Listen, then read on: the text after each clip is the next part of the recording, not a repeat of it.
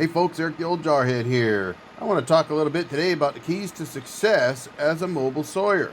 So if you're thinking about getting into this business, or maybe you're in this business and you're looking for some ways to really be successful, I thought I would give you my top 5 keys to success in being a mobile sawyer.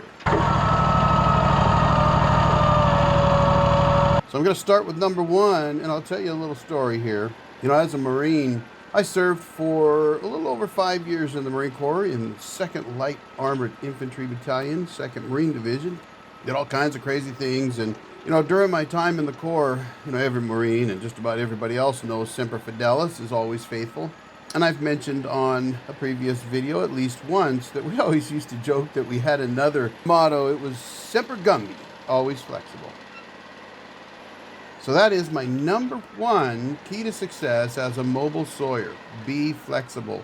And as I'm milling down this log, and this is a pretty gnarly log, you can see here, this one's a pretty good sized log. I think it was about, 16 feet long. It had a big taper, had a lot of knots, big on one end, really small on the other end. And so, you know, you get this log up and you start to work the log down. And what does that have to do with flexibility? Well, throughout this video, you're going to see me being flexible. And this is something I think is really important for the success of a mobile sawyer. I mean, you're going to take your sawmill, you're going to go out somewhere in the woods or somewhere, who knows, maybe in a city neighborhood. But you're going to take the customer's logs and you're going to turn them into something for the customer.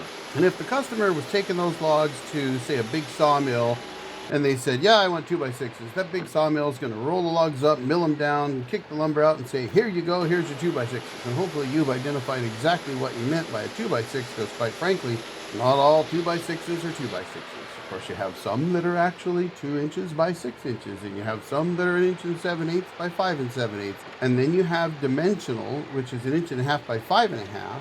And the sawmill might have thought you wanted 1.5 inches by 5 1/2, so they mill them up for you, you take them home, and gee whiz, they shrink, and they're not quite that big. So what does flexibility have to do with that? Well, here's the key.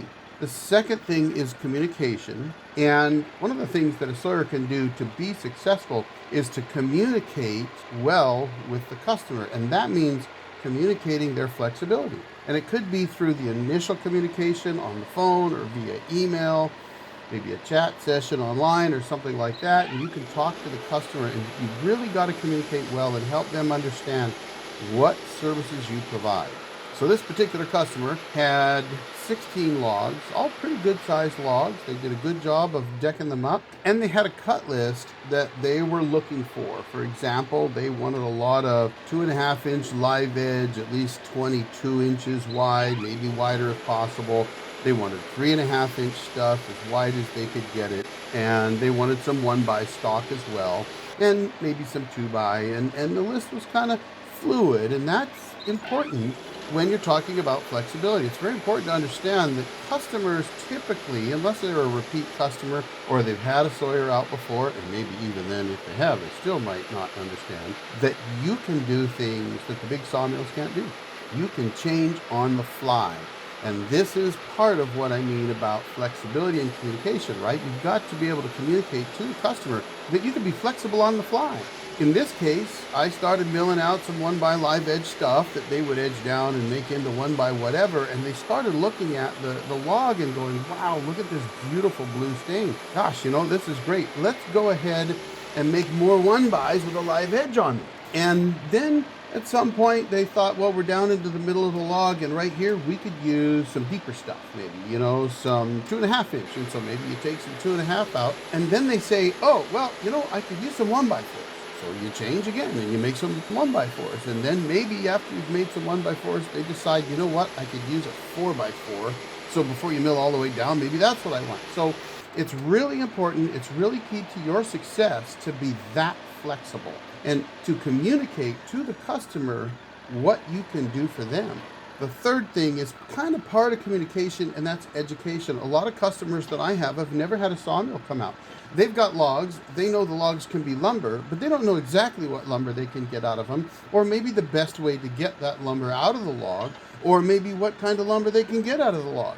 They might not know how much they shrink. They may not know about blue stain. So All of that is stuff that you can communicate to the customer and educate them on what they can get out of their logs and how you would approach getting something out of that log. They're relying on your expertise. So you got to be flexible, you got to communicate well, and you got to educate the customer on what you can do.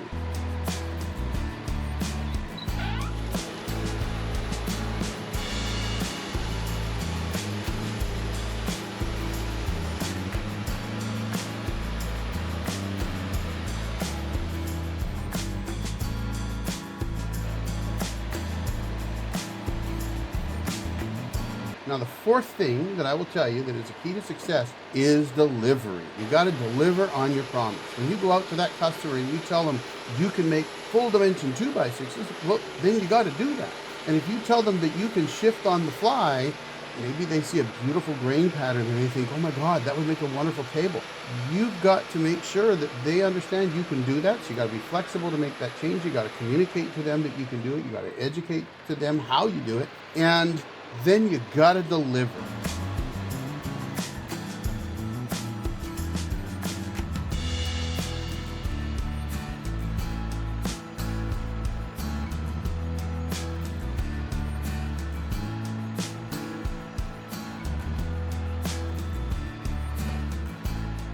And that leads me to the next and final of my top 5 keys to success in a mobile milling operation, and that is networking.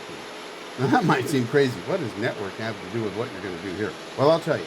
When you deliver to the customer, and you educate the customer, and you communicate well to them, and you demonstrate that you are flexible and you can do anything that they need you to do right on the spot. You can shift from one thing to the next. In this log, if you kind of watch what I was doing, I started out making 1-inch live edge stuff with one flat side. And then I shifted the log around. I started cutting something else. Then I went ahead and, as you can see right here, boom, I cut it down the middle, split it into 2 4-inch cans, flipped it back down flat on the deck, and start milling 1x4s.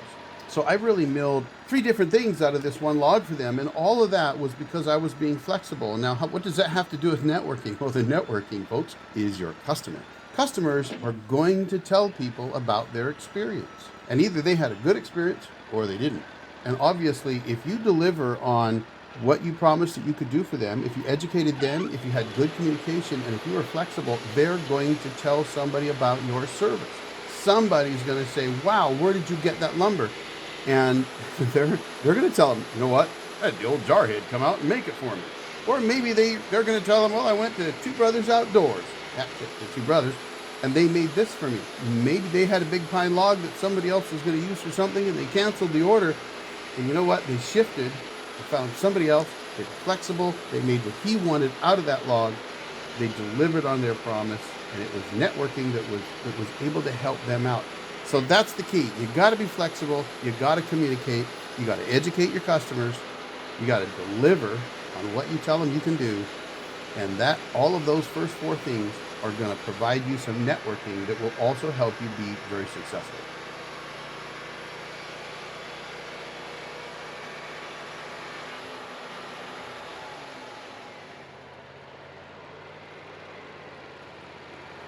Hopefully that helps somebody. As always, folks, appreciate every one of you. Thanks for watching. The old Jarhead out.